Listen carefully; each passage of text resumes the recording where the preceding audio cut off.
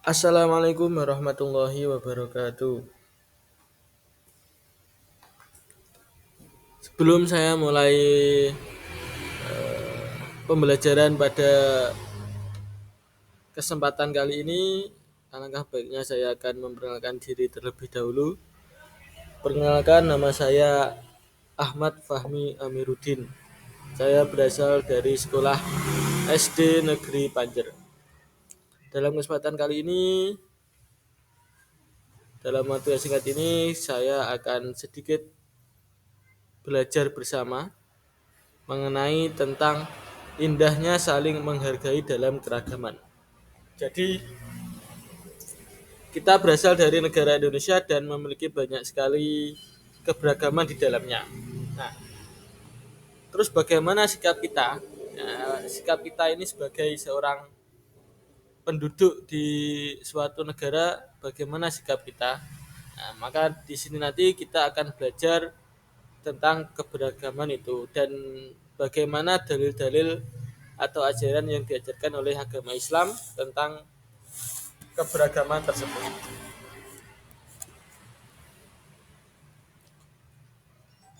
Yang pertama yaitu keragaman di Indonesia. Dan nanti kita di sini ada 3 poin. Yang pertama yaitu keragaman di Indonesia, yang kedua atau B saling menghargai dalam keragaman, dan yang C yaitu manusia sebagai khalifah Allah Subhanahu wa taala di bumi. Untuk pertanyaan pemantiknya.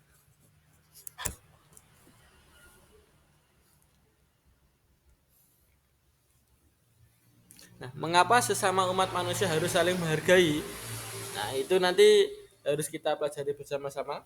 Kenapa kok kita sebagai umat manusia harus saling menghargai? Dan yang kedua, ada berapa macam suku dan budaya yang ada di Indonesia. Dan yang ketiga yaitu sikap apa yang harus kamu lakukan jika ada teman yang berbeda suku, budaya, bahasa, atau agama. Kira-kira apa jawabannya? Bisa kalian di pause dulu video ini. Setelah itu kalian pikirkan, dijawab. Selanjutnya kita akan belajar untuk memasuki materi ini. Yang pertama yaitu keragaman di Indonesia. Nah, ini di sini bisa kita lihat bahwasannya ada 1340 suku bangsa yang ada di Indonesia. Wah, banyak sekali ya. Dan juga ada 715 bahasa daerah. Ini kalau dihafalkan belajar bahasa daerah Indonesia saja sampai mumet nih. Ada 715 dan ada 6 agama yang diakui di Indonesia. Jadi ada 3 poin, 3 unsur poin yang menciptakan kita berbeda-beda. Tapi di sini juga dijelaskan bahwasanya eh, kita di Indonesia ini memiliki slogan yaitu berbeda-beda tetapi tetap satu jua atau tetap saling menghargai satu sama lain. Dari banyaknya suku bangsa, dari banyaknya daerah dan ada 6 agama, kita harus saling menghargai dan saling menjunjung harkat dan martabat satu sama lain. Selanjutnya, nah ini apa tujuan Allah menciptakan manusia berbeda-beda? Ini dijelaskan dalam surat Al-Hujurat ayat 13. Yang artinya, wahai manusia, sesungguhnya kami telah menciptakan kamu dari seorang laki-laki dan perempuan. Kemudian kami menjadikan kamu berbangsa-bangsa dan bersuku-suku agar kamu saling mengenal. Ini jawabannya. Di sini dijelaskan bahwasanya kita harus saling mengenal antar sesama, bukan saling menghujat, saling mengolok-olok dan lain sebagainya. Meskipun kita berbeda-beda, beda agama, beda suku, beda bahasa, nah, maka dari itu kita ada bahasa Indonesia untuk menyatukan perbedaan tersebut. Nah, ini silakan berlatih di halaman 31, halaman 32. Nanti bisa dicek ya. Selanjutnya, saling menghargai dalam keragaman. Menghargai perbedaan suku, bangsa, dan budaya. Yang pertama yaitu bentukan anggota tubuh, warna kulit dan rambut setiap orang tidak sama. Jadi pasti beda. Ada yang berkulit putih, ada yang berkulit hitam, rambutnya lurus, rambutnya keriting. Nah, semua itu tidak boleh dijadikan sebagai bentuk kita mengolok-olok teman. Kita harus tetap saling menghargai. Ada sifat lahiriah atau fisik. Nah, ini juga takdir dari Allah. Kita tidak bisa memilih. Aku pengen, kita pengen, saya pengen kulit putih, nah, tidak bisa. Semua itu takdir dari Allah. Maka dari itu kita tidak boleh untuk mengejek dan menghina.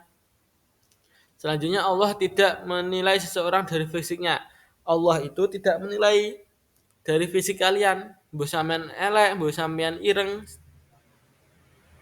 putih, hitam tidak dinilai. Semua di mata Allah sama.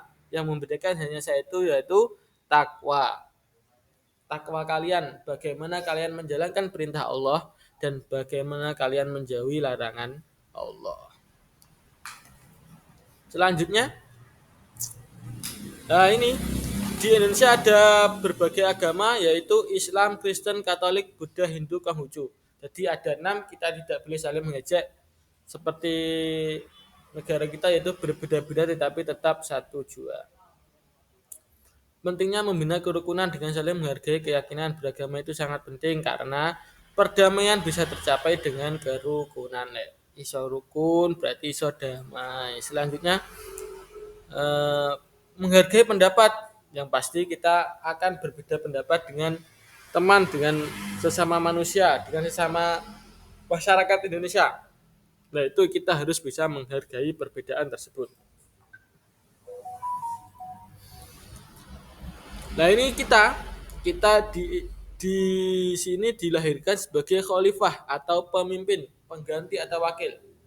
Berdasarkan apa, Pak? Nah, ini berdasarkan surat Al-Baqarah ayat 30 yang artinya yang dalilnya wa isqala rabbuka lil malaikati inni ja'ilun fil ardi khalifah dan seterusnya. Yang artinya begini, ketika Tuhanmu berfirman kepada para malaikat, aku hendak menjadikan khalifah di bumi. Mereka berkata, apa engkau hendak menjadikan orang yang merusak dan menumpahkan darah di sana sedangkan kami bertasbih memujimu dan menyucikan namamu? Dan Allah berfirman, sesungguhnya aku mengetahui apa yang tidak kamu ketahui. Nah, ini kita itu jadi khalifah ini diberi tanggung jawab yang besar di bumi ini untuk selalu merawat, untuk selalu melestarikan dan seterusnya. Tidak boleh kita untuk apa gitu nih, merusak dan menumpahkan darah, saling membunuh, saling mengolok, itu tidak boleh karena kita itu khalifah, diciptakan menjadi khalifah. Nah, tugas manusia sebagai khalifah apa? Lah ini yang pertama berkasih sayang, yang kedua menjaga persatuan dan kesatuan, dan yang ketiga menjaga dan melestarikan alam. Jadi gak mek persatuan antar umat, antar saudara, tapi juga dengan alam, dengan tumbuhan dan sebagainya. Alam itu ada tumbuhan, ada hewan dan seterusnya. Cukup di sini penjelasan dari Pak Fahmi. Semoga bermanfaat. Apabila ada kurang lebihnya mohon maaf. Wassalamualaikum warahmatullahi wabarakatuh.